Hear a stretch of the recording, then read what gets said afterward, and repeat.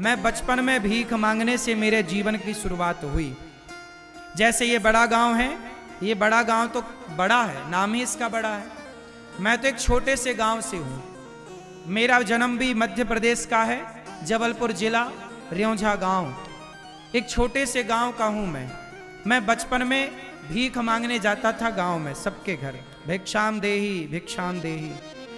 गांव के लोग मुझे, गांव की महिलाएं सूपे में सीधा लगा कर देती थी, आटा जरा सा, दाल जरा सी, चावल, थोड़ा आलू भी देती थी माताएं, थोड़ा नमक के ढेले भी हमें भीख में मिलते थे, और कोई हमें जरा कटोरी में घी भी दिया करता था।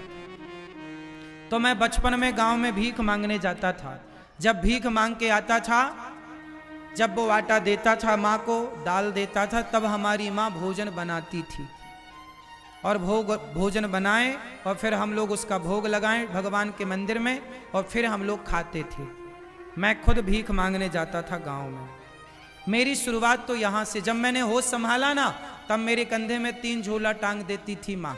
3 झोला मतलब एक आटा का, एक दाल का, एक चावल का। तीनों झोली में आटा चावल दाल मांग के गांव से ले आया करता था। माँ बनाया करती थी, खाया करता था।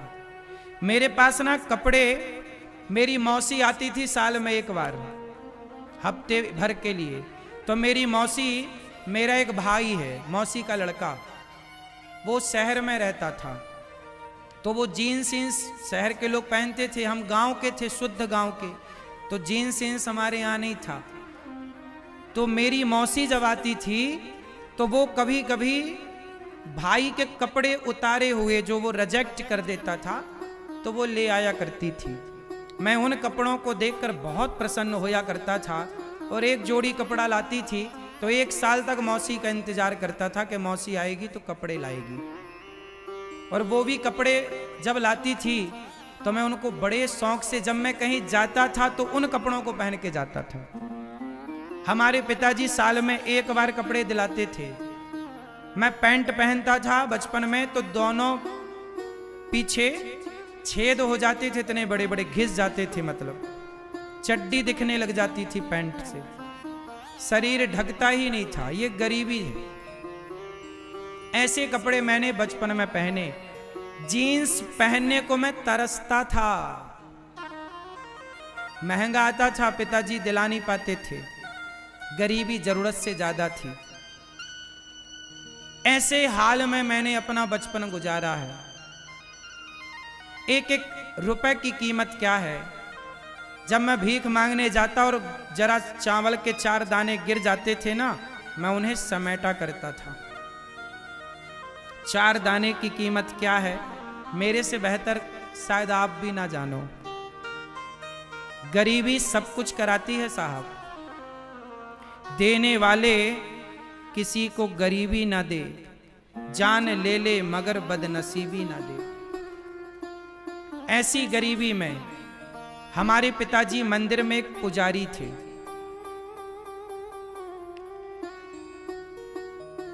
ठाकुरों का, वहां पे जमींदारों का, बड़े बड़े लोगों का मंदिर था। मंदिर बनाया तो उन्होंने पुजारी के रूप में हम लोगों को रखा। उन लोगों ने फिर हम लोगों से कहा पिताजी से कि ये मंदिर खाली करो। सावन का महीना था। पिताजी ने कहा कि अभी हमारा घर नहीं है, आप हमें बरसात तो रहने दो।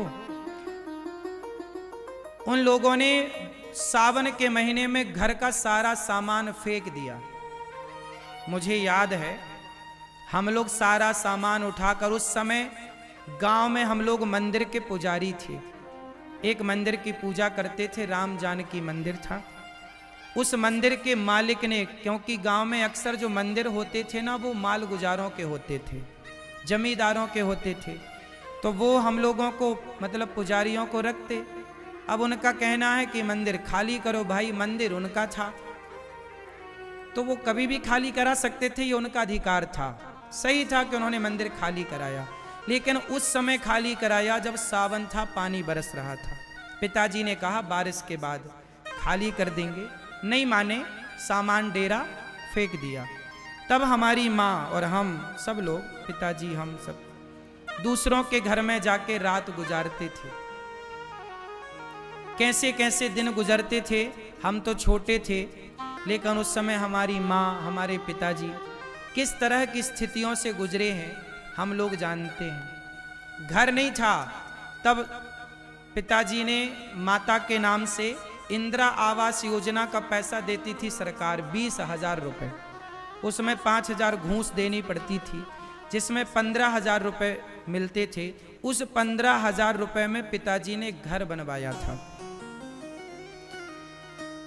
एक 18x20 का एक प्लॉट है, 18-20 का एक प्लॉट है। पिताजी ने पहले उससे ले रखा था, पर उसमें घर नहीं बना, तो 20,000 रुपये मिले, 15,000। उस 15,000 में घर बनाए और उसमें हम लोग रहे। आप आश्चर्य मानेंगे, उस घर में अभी भी हम लोग रहते हैं। घर वही है, पहले चिनाई मिट्टी की हुई और जैसे तैसे पिताजी ने बनाया, उसी को फिर उसी पे हम लोग अभी कोरोना काल में भी हम लोग उसी गांव में उसी घर पे रहे। अभी कोरोना काल में भी अभी भी हमारे बड़े भैया वहीं पर रहते हैं। ये वो घर है, आप टीवी पे देख सकते हैं। ये वो घर है, पहले एक ही छत थी कच्ची सी, फिर उसको बनाए। ये मंदिर जिसमें हम लोग पूजा करते थे।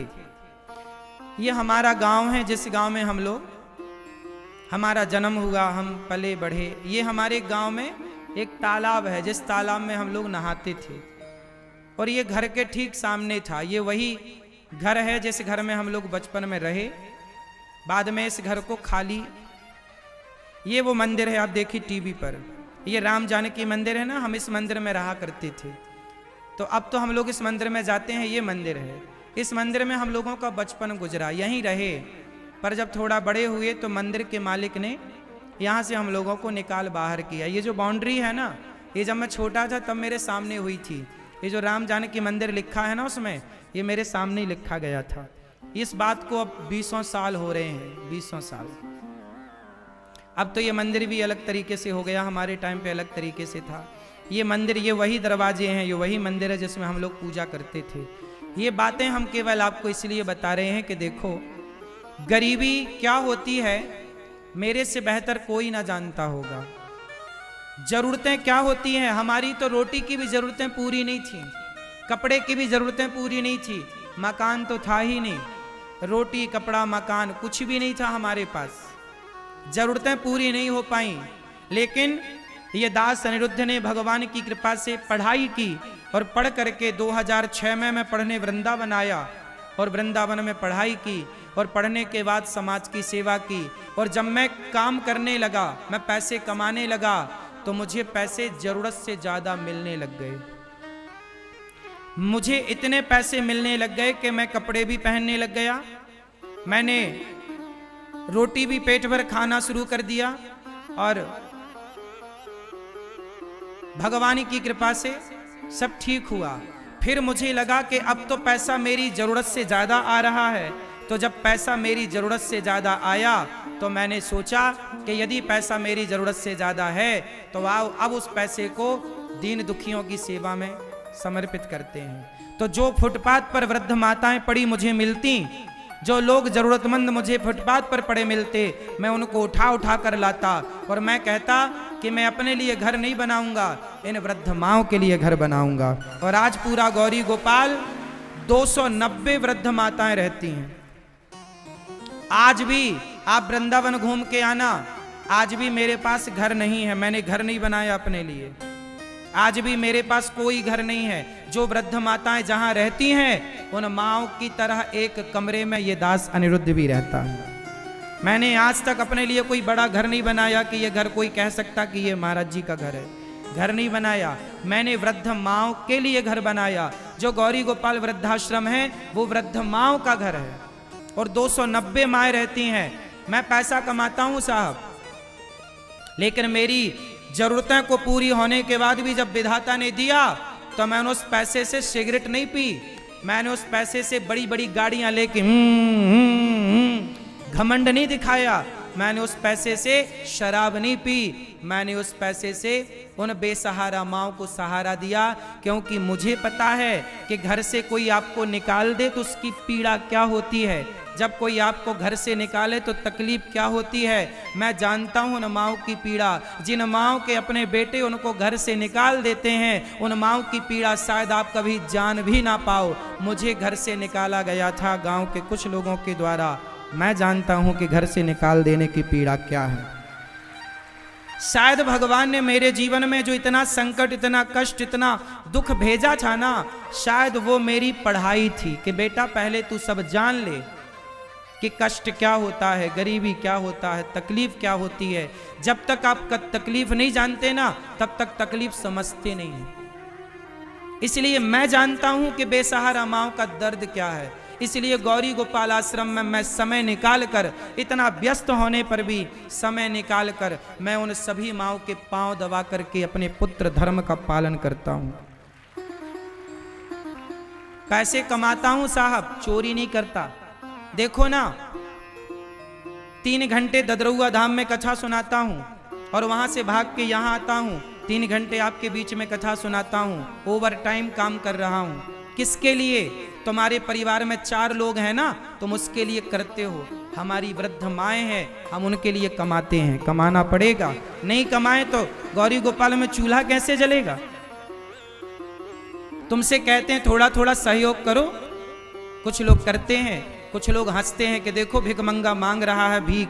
क्या करें साहब, मांगना पड़ता है।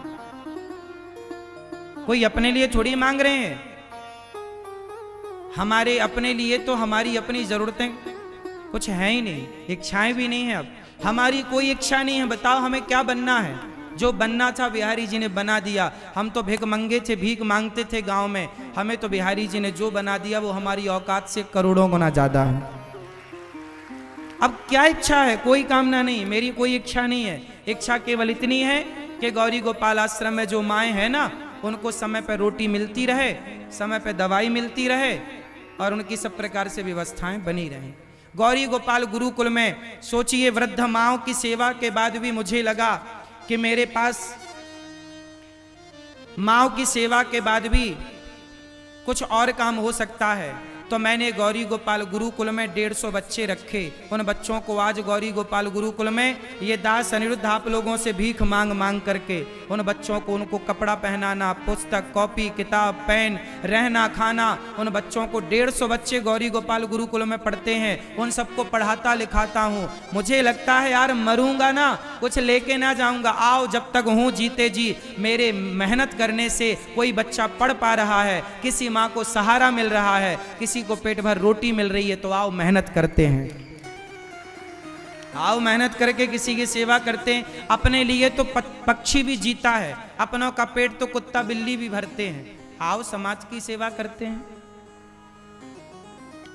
गौरी गोपाल आश्रम में सवेरा होता ही हजारों साधु भोजन करते हैं। मैंने एक संकल्प लिया मन में, जब मैं भीख मांगता था ना अपने गांव में, तो याद रखना, जब मैं भीख मांगने जाता ना, तो मैं महीने में 2 बार भीख मांगता था, अमावस और पूर्णिमा। तो 2 महीने में, 1 महीने में 2 बार मांगता, तो 1 बार मांगने जाता तो 15 दिन का राशन मुझे मिल जाता गांव के लोगों से। हम लोग 4 लोग थे, हमारी एक बहन, हमारी 2 बहनें हैं। एक बहन बचपन में भगवान के घर चली गई, उसको टिटनेस हो गया था, पिताजी के पास पैसे नहीं थे, दवाई करा नहीं पाए, भगवान के घर चली गई। एक बहन हमारी सबसे बड़ी है, एक भाई है हमारा बड़ा, और एक ये दास सबसे छोटा, और माता पिता। तो 4-5 लोगों का परिवार, 5 लोग थे। 5 लोगों के लिए कितना राशन था। गांव में मांगने जाते तो 15 दिन का गुजारा हो जाता। तो महीने में मैं 2 बार मांगने जाता। हुआ क्या, कभी मैं मांगने जाता, कभी बड़े भैया मांगने जाते, कभी मैं मांगने जाता, कभी बड़े भैया मांगने जाते। तो मैं जब मांगने जाता तो कुछ लोग क्या करते, मुझे देख के ना कुछ लोग अपने दरवाजे बंद कर लेते थे। अरे महाराज आ रहे हैं, बंद कर लो। कुछ लोग कह देते महाराज बाद में आना, अभी हम फुर्सत में नहीं हैं। ऐसे लोगों के घर में दोबारा जाता भी नहीं था। मैं भिखारी जरूर था पर स्वाभिमानी था। सम्मान से दोगे तो लूंगा, भीख भी मांगता हूं इसका मतलब ये नहीं कि तुम कुत्तों की तरफ फेंक के दोगे। सम्मान से भीख लेना जानता हूं, है ना। भीख मांगने वालों का भी एक स्वाभिमान होता है। आजकल के जो भिखारी आते हैं ना, वो क्या कहते हैं, भैया हमें पैसे चाहिए ना। ये अच्छे कोटि के भिखारी नहीं है।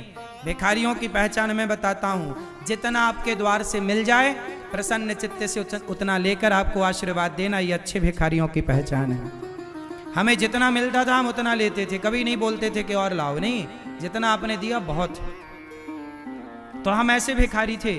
कुछ लोग दरवाजे बंद कर लेते थे, हम दोबारा जाते भी नहीं थे उनके घर। फिर उनके घर कभी नहीं जाते थे मैं मांगने के लिए, अगले महीने भी नहीं जाते, उसके अगले महीने भी नहीं जाते। फिर वो कई बार जब उन्हें लगता कि अरे पंडित जी तो हमारे घर आप आए नहीं, हमने बोला मौसी तुम्हारे घर आए थे, तुमने दरवाजा बंद कर लिया था, फिर वो अपने से सीधा बना के सूपे में वो लेके आया करती थी। तो कुल मिला के हम ये आपसे कहना चाह रहे हैं कि ये दास अनिरुद्ध यदि आपसे मांग रहा है ना, तो अपने लिए नहीं, उन बेसहारा वृद्ध माओ के लिए मांग रहा है। बताओ, उन माओ के लिए देना ये आप सभी का धर्म है या नहीं? उत्तर दो, बोलो। यदि मुझ जैसे भिखारी को आपने भिक्षा नहीं दी, तो फिर आप गृहस्थों का धर्म ये है कि हमारे द्वार पर कोई आया है भिक्षा मांगने, तो हम उसे अपनी हैसियत से भिक्षा दें। और मेरे जैसा भिखारी पहुंच जाए तो जरूर देना, क्योंकि मेरे जैसे भिखारी रोज रोज किसी के घर जाते नहीं हैं। मेरे जैसे भिखारी भी आपको मिलेंगे नहीं ढूंढने से। बताओ, भीख मांग मांग के सेवा कर रहा हूं गौरी गोपाल आश्रम में। सोचिए, पूरे भारत का सबसे बड़ा लंगर चल रहा है। गौरी गोपाल आश्रम में जो अन्न रसोई बढ़ती है ना, पूरे भारत की सबसे बड़ी रसोई है जगन्नाथ जी की रसोई। दूसरे नंबर पर तिरुपति बालाजी की रसोई। तीसरे नंबर पर गोल्डन टेम्पल अमृतसर की रसोई, जिसे लंगर कहते भंडारा।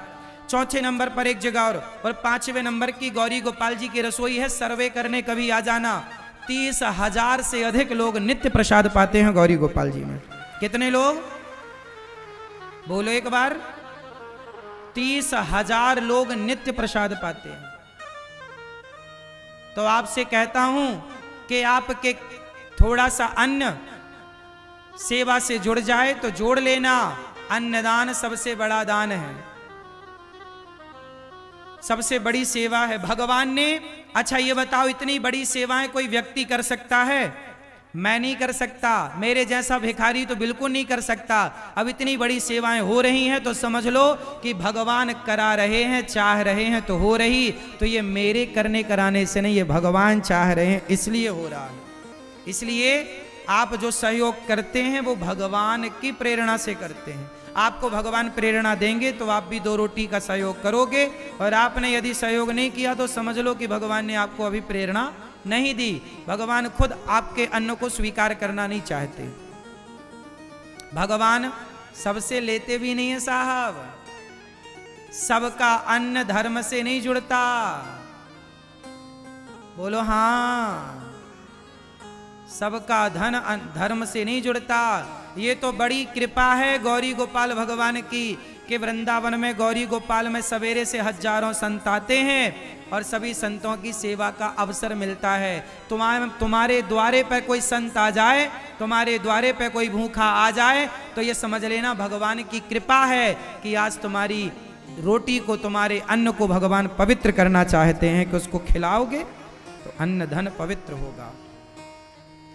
तो गौरी गोपाल आश्रम की सेवाएं इतनी विशाल हैं, इतनी सेवाएं हैं, और भगवान की प्रेरणा से सब कार्य हो रहा है। आप लोग ये ना समझें कि सब कुछ है। कैसे है? मेहनत तो तुम्हारा बेटा भी कर रहा है, तुम्हारा छोरा भी दिन रात मेहनत कर रहा है। तुम्हारे छोरे की आयु कितनी है? तुम्हारा बेटा कितने साल का है? तुम्हारे बेटे के बराबर कहीं मैं हूं। मैं अभी 34 साल का हूं, 34 रनिंग चल रही है, 34। 33 साल कंप्लीट होके सितंबर में 34 चालू हुआ। ये दास अनिरुद्ध 34 साल का है। मेरी उम्र के तुम्हारे बेटे होंगे, मेरी उम्र के तुम्हारे पोते होंगे, दादाजी जितने यहां बैठे हैं। हाँ या ना? मेरी उम्र 34 साल है, इस 34 साल की उम्र में ये दास अनिरुद्ध जितनी मेहनत करके समाज की जितनी सेवा कर रहा है, आपके बेटे भी इतनी मेहनत करके समाज का पैसा कमाना बड़ी बात नहीं है, पैसे का सदुपयोग करना बड़ी बात है। क्यों मेरी माँ? सही जगह खर्च करना बड़ी बात है। आजकल के लड़के बड़े गांव में भी इतने लड़के हैं, सब कमा रहे हैं, आपके बच्चे भी पैसे कमा रहे हैं, पर वो कमा के 500 रुपया की शराब पी जा रहे हैं, हाँ या ना? कमा के वो 1000 रुपया का मुर्गा खा जा रहे हैं। कल एक छोरा बोल रहा था परसों नरसों के मांस खाने से सेहत बनती है, मेरे को पढ़ा रहा था वो, यही छोरा। तो ये तुम्हारी औलादें हैं, मांस खाने का फायदा मुझे बता रहा था वो। तो ये तुम्हारी बच्चे, वो भी लगभग मेरी उम्र का था। तो एक वो बच्चे हैं जो मेरी उम्र के तुम्हारे मांसाहार कर रहे हैं, एक वो हैं जो शराब पी रहे हैं, और एक बच्चा मैं भी हूं। मैं भी तो अपनी माँ का बेटा हूं, अपने पिता का पुत्र हूं, तो मैं भी तो एक बच्चा हूं, मेरी भी तो अपनी इच्छाएं हैं, मैं भी तो गाड़ी खरीद सकता हूं और यूं यूं चला सकता हूं।